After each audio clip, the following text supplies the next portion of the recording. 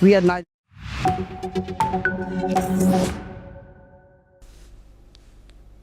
Hello and welcome. I'm Sima Katauka and you're watching the World Report on News X World. Let's take a look at the top headlines of this hour. US President Donald Trump has announced an immediate 25% tariff on countries doing business with Iran. This aims to pressure Tehran as protests intensify.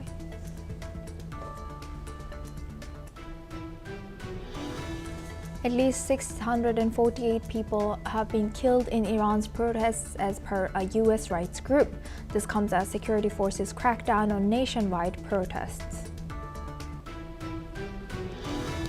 U.S. President Donald Trump will be meeting with Venezuelan opposition leader and Nobel Peace Prize winner Maria Corina Machado at the White House on 15th of January. The talks follow U.S. strikes on Caracas and the capture of Nicolas Maduro.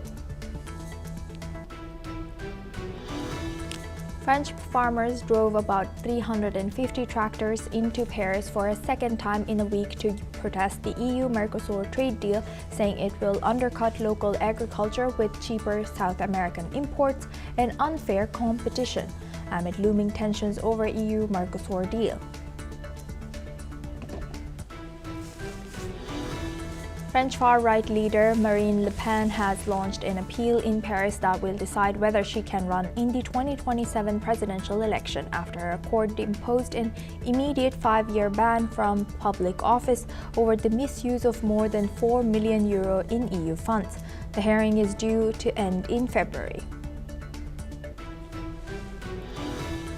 Federal arson charges have been filed against a man accused of setting fire to the Temple of Beth Israel synagogue in Mississippi. After the FBI said the suspect confessed to torching, the January 10th blaze caused heavy damage and forced the indefinite closure of the building that was home to Mississippi's first Jewish congregation. Japan's yen slid to a year lows past 158 per dollar after reports that Prime Minister Sanai Takaichi may call a February snap election. Finance Minister Satsuki Katayama said she and U.S. Treasury Secretary Scott Bessent share concerns over the yen's one-sided depreciation. Pete Hegseth has announced that the integration of Elon Musk's Grok AI into U.S. military networks aiming to boost innovation in defense. The collaboration underscores the importance of rapid technological advancement to maintain America's edge in modern warfare. Now for this hour, we start with Iran. The nationwide shutdown of the internet by authorities in Iran, which activists fear is aimed at masking the scale of a crackdown on protests, has now lasted over 108 hours, although some Iranians are still using Elon Musk's Starlink satellite internet service despite a nationwide communications blackout in Iran. Award-winning Iranian filmmaker Jafar Panahi has said that the crackdown in Iran is targeting defenseless people who need the support of the international community to put an end to the current system. He has also urged for support from the international community to support the Iranian protesters. According to Spain's foreign minister, Spain has summoned Iran's ambassador to Madrid to express strong repudiation and condemnation of a crackdown on protests that rights groups say has killed hundreds and injured thousands. Now for this discussion, we welcome Mr. Sol Satka. He's a political commentator, joins us live from Tel Aviv. Thank you very much, Mr. Satka, for joining us once again. Good to see you. Now, looking at this, do you think that Iran's, as international condemnation and international eyes or attention increases also, the pressure from U.S. increases, how effective is this pressure towards Iran in terms of regime change and to this particular regime? The U.S. pressure is intense at the moment. The threat of sanctions, secondary sanctions of 25% for anyone who does business with Iran, will certainly have further effects. Furthermore, there's no question that the United States has the ability to completely prevent Iran from exporting any of its oil that provides all that remains of its hard currency. So it's unknowable if it will work. but certainly this is a major effort, and it's most of what the United States can do before it actually takes kinetic action, if that is actually what will happen. And why do you think President Trump has chosen to do this 25% of tariff towards other countries? Is it only to pressure Iran, or do you think there could be other motives behind this? I don't know. I'm assuming it's only to pressure Iran. I really can't see what other motives it would have. The United States has no particular motive to further increase its tariff regime on countries such as India and China that might be doing business with the Iranians in the oil field. But the effect, if it is implemented and if it is made real, it will be vast. It will be huge, because no one who does business with the United States wants to lose that business, because it's often a very large part of their economy. And if they do that, they won't have any money. And so they will stop doing business with Iran. And if no one will do business with Iran, who's going to buy their oil? Why would they, to save a few dollars per barrel on oil, why would they tempt their entire economy and risk their entire export market? It seems implausible. So if it's put into action, it will be very effective. Right. And Mr. Sotka, as we saw reports come in of U.S. fighter jets ramping up their presence in Qatar's, the U.S.'s biggest airbase in Middle East. In case of military actions towards Iran, do you think that is the case, that would be the Qatar's airbase would be used? That is why we are seeing that ramp up of fighter jets in Qatar. It could be, or it could be saber-rattling. When the Americans want to move their planes around the world, they know how to do that without anyone noticing. So if we've noticed, everyone's noticed, then that's perhaps a sign that they want to scare Iran rather than actually prepare a threat to them. Although time will tell in that regard. The base in Qatar, if you recall, is a boon for Qatar. Qatar pays for it. They built it. And the Americans are there. And if it wasn't for that base, then the Qataris would be rolled over by their tribal rivals in Saudi Arabia many years ago. The only thing protecting Qatar is the United States. And yet in June, when Israel was involved in attacking, and as well as the United States later joined in, if you'll recall, the Qataris said their bases will not be used to attack the Iranians. However, the Qataris might soon find out that that's not how it works. That if they become dependent on United States military protection and invite the largest base to come and live in territory, yes, they could get control over the American military. And the United States president gets to decide to do what his army wants it to do. Yes. Thank you for highlighting that. And Mr. Sotka, lastly, Iranian regime is instead of facing their own criticism from their people, they're pointing fingers abroad, especially towards Israel. They're saying that this is a foreign interference and the demonstrations are caused because of that, and it's because of Israel, blah, blah. So what do you have to say about that? The hypocrisy of the Iranian regime attacking other people for being involved in regime change attempts in their country is astounding. They have, after all, changed regimes all across the region and have attempted to wipe Israel off the map 45 years. In fact, it was that determination to try that has really sunk them, because they've taken all their money and they've invested it in setting up proxy networks to change the regimes in other countries, to use them as weapons to attack Israel and to keep people from attacking them. It's a bold strategy, and because Israel and the United States in tandem have now unraveled their proxy network and demolished their nuclear program and destroyed a large part of its ballistic missile program, they no longer have the way to defend themselves against internal regime change. So the irony is vast. They are the ones that tried to change regimes, and because of that, and because they failed in that process, they are now standing on the cusp of being regime changed by their very own people who are fed up of all their money, of which they don't have very much. Iran is a very poor country, being sent around the world to start wars that they really have no interest in. Right. Thank you very much, Mr. Sadka, for sharing that insight. Please stay with us as we come back to you for our next discussion as well. Now, moving on to Venezuela. Venezuela's interim government is signaling readiness for a new approach with the European Union and Britain following talks with their envoys. Foreign Minister Yvonne Gill has emphasized the need for opening channels of dialogue. The EU, which had previously imposed sanctions on Maduro and supported opposition leader Maria Corina Machado, is keen to explore new areas of collaboration with Venezuela's new leadership. The discussions covering topics like energy, education, and pharmaceuticals were described as frank and cordial. This comes as after U.S. forces captured Maduro and his wife on 3rd of January. The move has led to steps towards restoring Venezuela diplomatic ties, severed since 2019. Let's listen into what the Venezuelan Foreign Minister Yvonne Gill has said. Hemos repasado el estado de las relaciones entre Venezuela y los gobiernos de la Unión Europea, de países de la Unión Europea, del Reino Unido y de la Confederación de Suiza.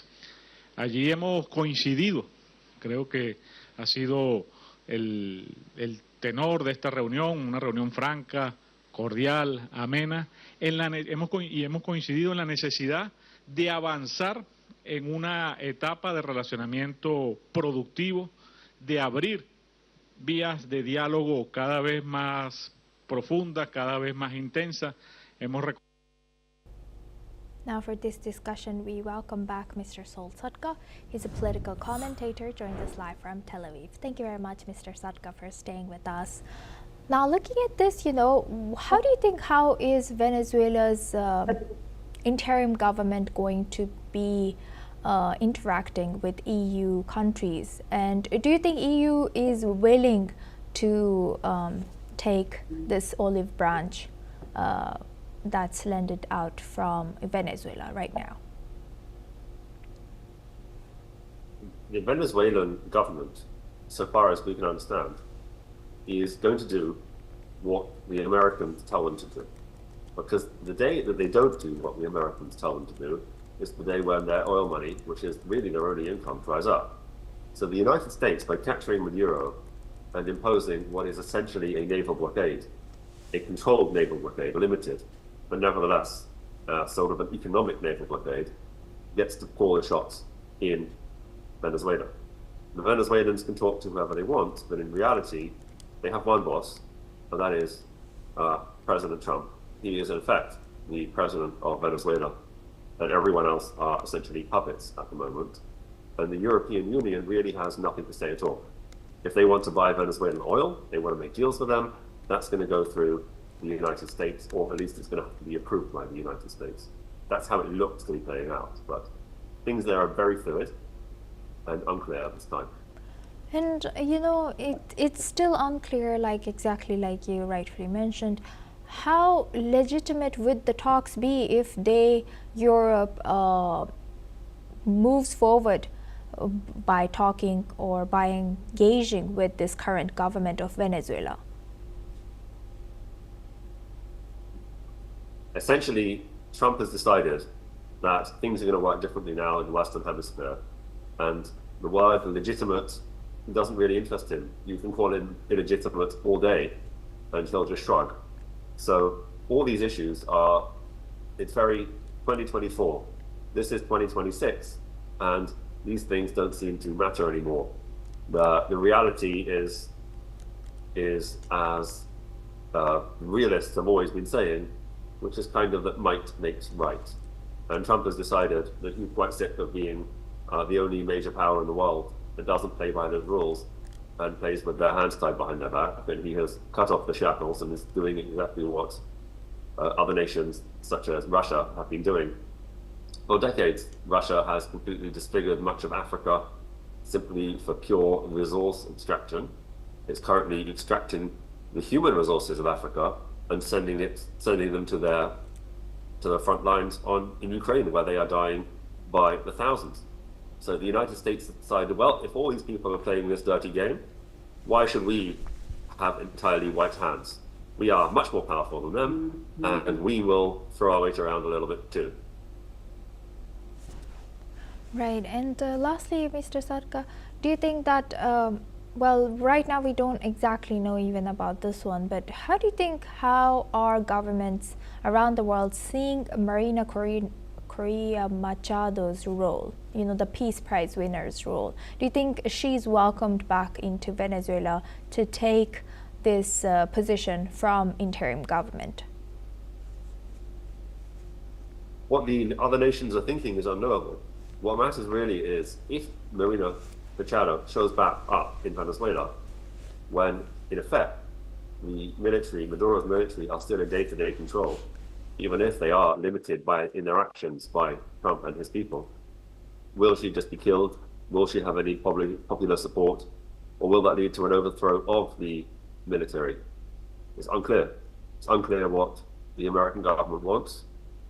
It could be that Trump is holding out the Nobel Peace Prize winner as essentially a prize, a reward for more liberal, say, nations to say, well, if we will put her in and hold free elections in Venezuela, if that's what the future will be for Venezuela, then you're going to let us continue with our naval blockade and resource extraction. That could be it. It could be some kind of quid pro quo.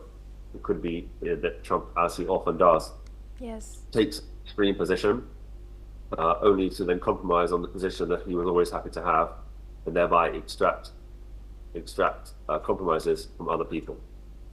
Right.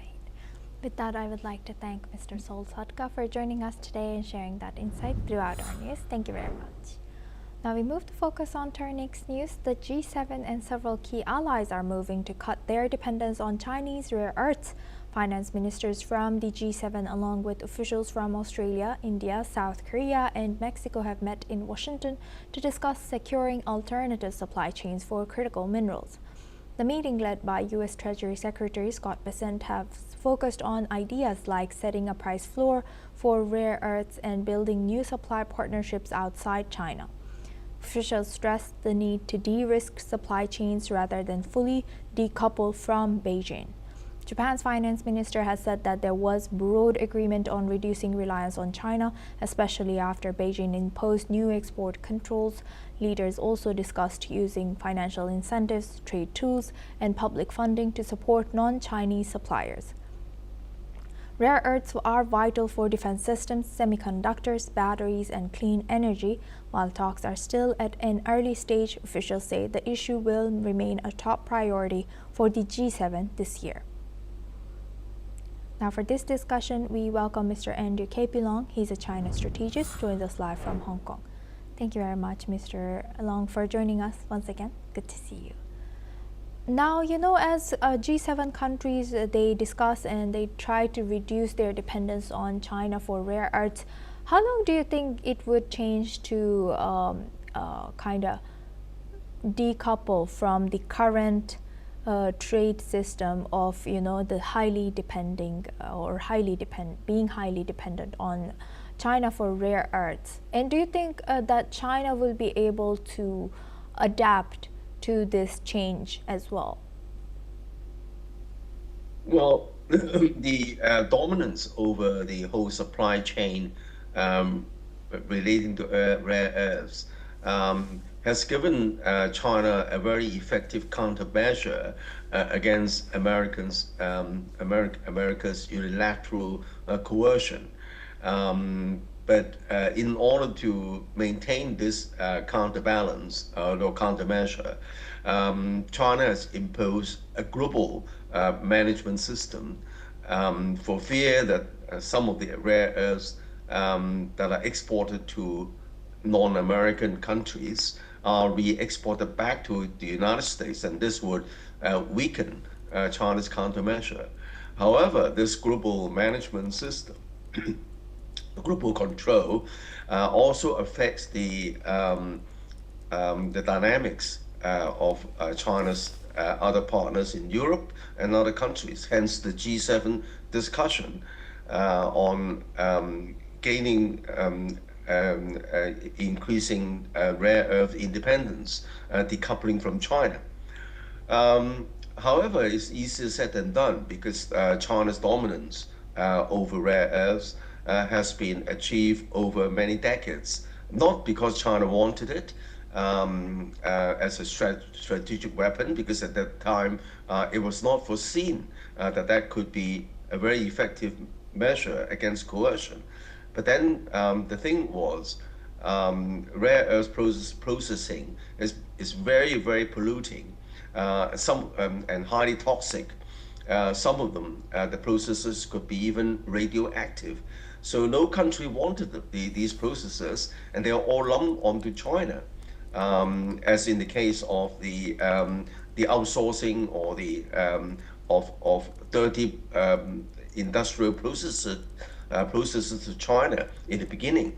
For example, the tanneries and very high polluting industries, they were all relocated to China when China was very poor and had to accept these processes. However, as time has gone by, China's perfected all the technologies and the skills, and they're very, very complicated, and there are hundreds of different kind of rare earths, and depending on the usage, the kind of processes required are totally different and highly intricate. So it's easier said than done, but it's understandable that, of course, the European countries, the G7, would like to attain self-reliance. But as I said, it's easier said than done. It's not just the supply, because you can find the supply of rare earths in many other countries, even though China has accounts for something like 60% of the world's supply of rare earths. But you can find plenty of rare earth in countries like Ukraine, and even in the United States, there's also no lack of rare earths, but except that the processing most of them used to be transported to China to be done there. And that, of course, China has perfected these processes over time, and it's not easy for the G7 countries to replicate that. But the strategy to decouple from China, of course, this is understandable in the light of the rare earths now being leveraged by China globally. Right. And as you highlighted that no country eventually wanted to do this because it's very dangerous, it's very polluting, it's even sometimes radioactive, right? So China is right now, it's best at doing this, refining these rare earth, and it's the most advanced. So how long do you think will these G7 countries, like you rightfully mentioned, it's easier said than done.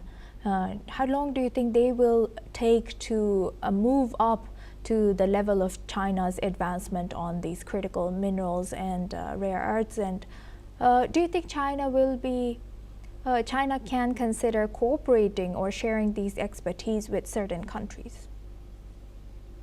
Well, I think that for the time being, China would like to maintain the control because that is a very effective countermeasure or leverage against other countries' coercion, particularly at the time when other countries are not very friendly towards China, especially the United States. But I think as far as the G7 consensus on rare earths is concerned, I think that they are all determined to develop their own capabilities. But in the light of the complexity involved, and the complication and so many different processes depending on the products, and not all the countries amongst the G7 have the same requirements. So I think it would take maybe well over a decade before anything credible could be developed. But then, of course, they've got to start. I think that they are all united on the need to maintain their independence on such an important component of their production as rare earths. But of course, I think that they all realize it's going to take time, but they've got to start. Right. And like you rightfully mentioned, it will take, even if other countries want to reach to where China is right now, it will take over a decade. Do you see any country capable of doing that? Well, of course, because the rare earths, they've got to be found. Not all countries have got all the rare earths. Secondly, the kind of processes, maybe some countries are expert in a certain process, other countries are expert in other processes. Because there is a commonality in this kind of aim to develop rare earth independence, I think that lends itself to cooperation amongst members of the G7 so that they can hasten up the processes together. Because I think that all members of the G7 are also suffering from from China's monopoly over the rare earth supply chain. So I think that the room is there for cooperation to speed up the process overall. With that, I would like to thank Mr. Andrew K.P. Long for joining us today as a China strategist from Hong Kong. Thank you very much. Now we move on to Australia. A national day of mourning has been declared by the Australian Prime Minister Anthony Albanese for January 22nd to honor the 15 victims of the Bondi Beach terror attack during a Hanukkah celebration last year. Flags will be flown at half-mast across government buildings under the theme Light Will Win, a gathering of unity and remembrance. The federal parliament will be recalled on January 19th to pass the legislation to strengthening hate speech and gun laws. The alleged attackers, inspired by the Islamic State ideology, face murder and terrorism charges, while new laws aim to tackle anti-Semitism, radicalization, and extremist organizations. Let's listen into what the Australian Prime Minister has shared. Can I also announce that following a request from Rabbi Ullman, the spiritual leader of the Chabad community in Bondi, the National Day of Mourning, together with New South Wales, and I've discussed this with the New South Wales Premier, will be Thursday, 22nd of January. This will have a theme of Light Will Win, a gathering of unity and remembrance, which has been determined by the rabbi. Flags will be flown at half-mast in all Commonwealth buildings around Australia, and further details will be announced at the end of this week. Now we move on to our next news. Severe storms are sweeping across Israel and Gaza, causing flooding in several areas, including Jerusalem. Route 90 to Eilat and Netanya rescue teams have helped individuals trapped in vehicles by rising waters. High winds have also caused tree branches and debris to strike people, leaving several with minor injuries, all of whom were treated by the paramedics. In Haifa, flights have been cancelled for the day due to the ongoing weather conditions. That's all we have time for. Keep watching NewsX World for more news updates from around the world.